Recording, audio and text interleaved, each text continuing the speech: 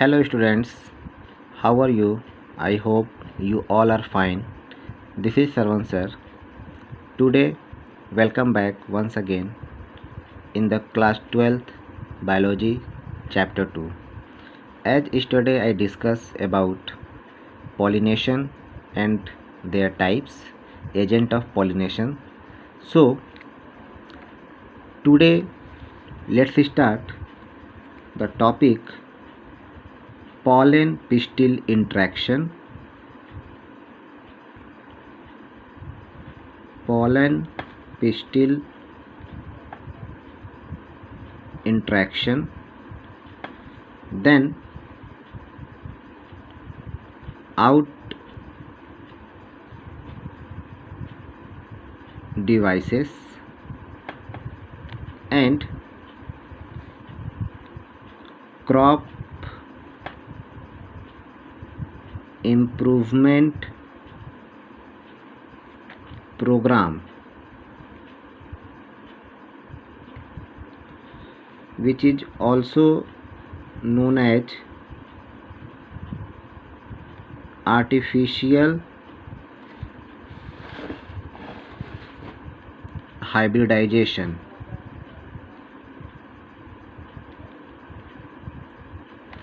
So students, today we will discuss about pollen pistil interaction, outbreeding devices, and crop improvement program or artificial hybridization. So let's start the pollen pistil interaction and outbreeding devices. See students, in outbreeding devices, generally flowering plants produce hermaphrodite flowers and pollen grains come in contact with the stigma of the same flower.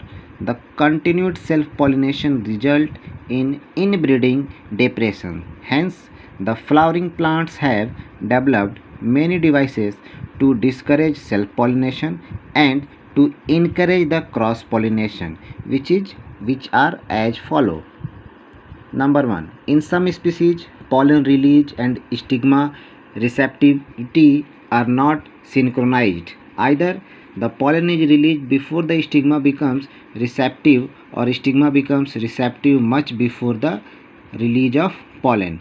Second, in some other species, the anther and stigma are placed at different positions so that the pollen cannot come in contact with the stigma of the same flower. Third, genetic mechanism, that is self-incompatibility, help to prevent self-pollination from fertilizing the ovules by inhibiting pollen germination or pollen tube growth in the pistil. Next, if both male and female flowers are present on the same plant, such as castor and maize monoecious, it prevents autogamy but not geitonogamy. In several species such as papaya, male and female flowers are present on different plants, means dioecious. This condition prevents both autogamy and geitonogamy. These are the methods to encourage the cross-pollination method. Now students, pollen pistil interaction. The pollen pistil interaction is a dynamic process involving pollen recognition followed by promotion or inhibition of the pollen. Pollination does not guarantee the transfer of the right type of pollen.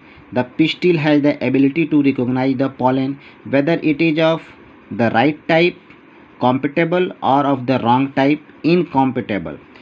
If it is of right type, the pistil accepts the pollen and promote post-pollination event leading to fertilization. On the other hand, if the pollen is of wrong type, the pistil rejects the pollen by preventing pollen germination on the stigma or the pollen tube growth in the style. The ability of the pistil to recognize the pollen is the result of a continuous dialogue between pollen grain and the pistil mediated by chemical components. After right type of pollination, the pollen grain germinate on the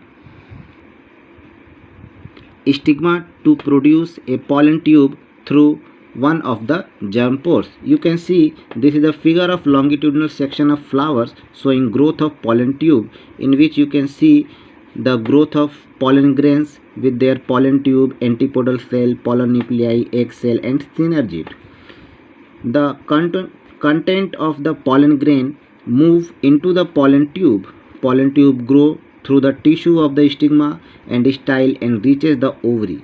After entering the ovary through the micropyle, it enters one of the synergid through the filiform apparatus.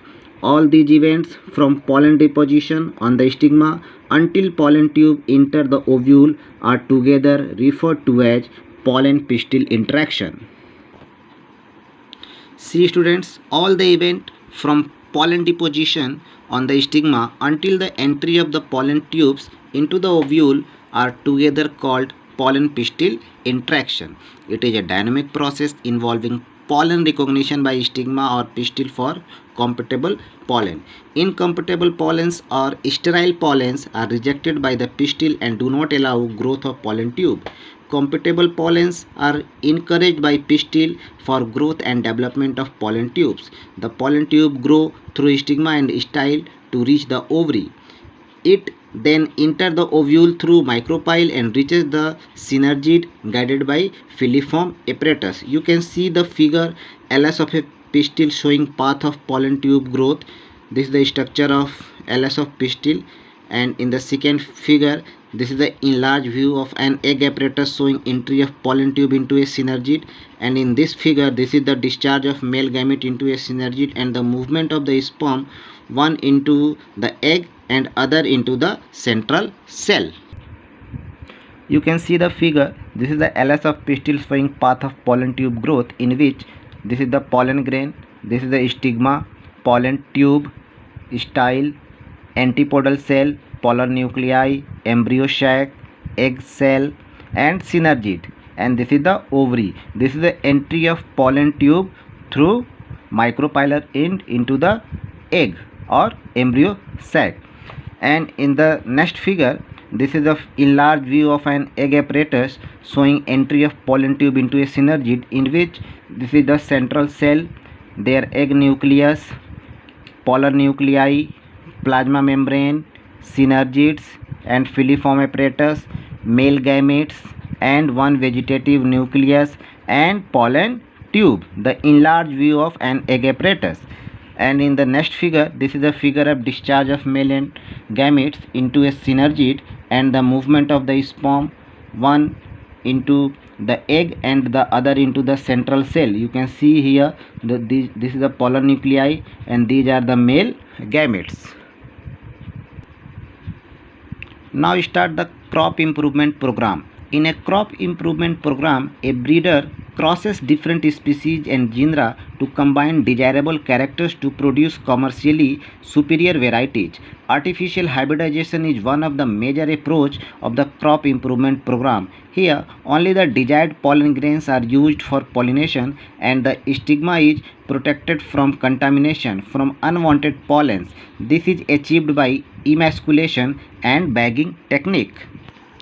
See students, in artificial hybridization, commonly used technique in plant breeding program to obtain desirable characters, anthers are removed from the bisexual flowers using forceps. This is emasculation and is done before the anther dices, and the emasculated flower is covered with a paper bag to prevent contamination from unwanted pollens. This is called bagging technique.